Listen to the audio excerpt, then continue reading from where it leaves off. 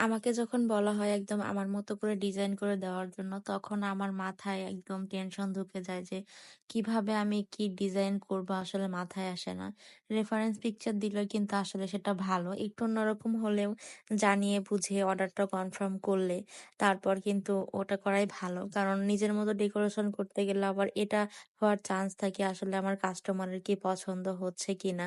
আমার এই কাস্টমারটা কখনোও তার আ রেফারেন্স পিকচারে কেক দেয় না। যখনই কেকটা অর্ডার করে আমাকে বলে যে আমার মতো করে দেওয়ার জন্য। আর সবসময় কেক নিলে ২ পাউন্ডের নিচে কখনো কেক নেয় না। নিলে ২ পাউন্ড কেকই নেয়, তাও আবার ভ্যানিলা স্পঞ্জ কেক।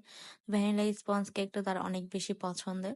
অনেকেই না বলেন যে আপু কেক কি আগের রাতে বানিয়ে থুয়ে তারপর কি ডেকোরেশন করা যাবে কিনা? কিংবা একসাথে যখন অনেকগুলো কেকের অর্ডার আসে আপনারা কিভাবে কাজ করবেন? আমি যেভাবে করি সেটাই আপনাদেরকে আজকে আমি শেয়ার করব।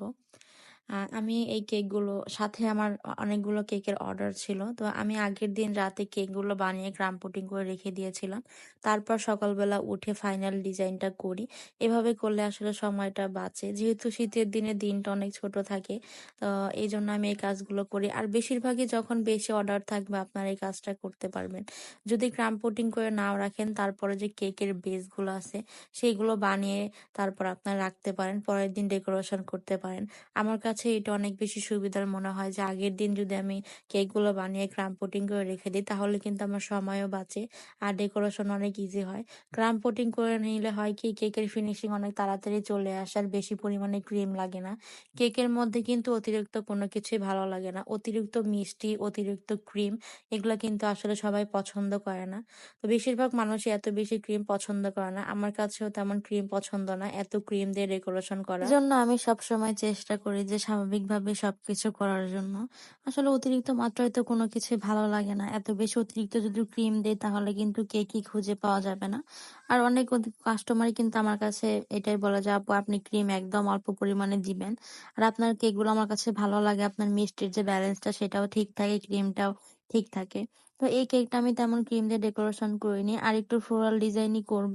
কারণ আমি তাদেরকে কেক করে দিলে এরকম ফ্লোরাল ডিজাইন গুলো করে দিই। কারণ আমার কাছে অনেক বেশি ভালো লাগে। আর কাস্টমারের যেহেতু কোনো ডিমান্ড থাকে না। আর ইদানিং এই টাইপের কেক গুলো অনেক বেশি করতেছে সবাই। আমার কাছে অনেক বেশি ভালো লাগে। কিন্তু আমি তেমন এই চেরি ফুলগুলো করতে পারি না। আর এই চেরি ফুলগুলোর জন্য যে আমি কত নজেল কিনেছি তাও ভালোভাবে করতে পারি না। অনেক আপুদের হাতের কাজ এত সুন্দর, এত ফিনিশিং, মানে বিশেষ করে এই ফুলটার প্রতি আমি একদম ক্রাশ খেয়ে যাই। কিভাবে এত সুন্দর করে এই ফুলগুলো করে একদম রিয়েল মনে হয়। তো আমি যেরকমই পারি সেভাবেই করি। আমি তেমন ভালোও পারি না, আবার একবারে যে খারাপও পারি তা না। যতটুকু পারি অতটুকু দিয়ে একটু করার চেষ্টা করি। তো আমরা যারা কেকের কাজ করি আমরা কিন্তু ফেসবুকে ঢুকলে কিন্তু বেশিরভাগই কেকের ছবিগুলো দেখে থাকি যে কে কিরকম কেক করে। আসলে দেখা যায় সবার হাতের কাজ কিন্তু এক না। একেকজনের হাতের কাজ এত ভালো, দেখে আমি একদম মুগ্ধ হয়ে যাই। অনেক বেশি ভালো লাগে। আর এই চেরি ফুলের কাজগুলো তো আমার কাছে বরাবরই ভালো লাগে। আমার কাছে কেউ কখনো নিজের মতো করে কেক চাইলে আমি এই কেক গুলোই করে দিই। চেরি ফুল দিয়ে কেক করলে কেকটা জানি কেমন ইউনিক লাগে দেখতে। আমার বেশিরভাগ চেরি ফুল দিয়ে কেক গুলো করা, রোজ দিয়ে করতে বেশি ভালো লাগে না। তেমন এই কেকটাও করেছিলাম, একটু কালারফুলও রেখেছিলাম। কেকটা সামনাসামনি দেখতে অনেক বেশি সুন্দর ছিল। মাঝে মাঝে আমি এত পরিমাণে ভাবি যে আপুরা এত সুন্দর কেক কি করে বানায়, আমি যদি বানাতে পারতাম।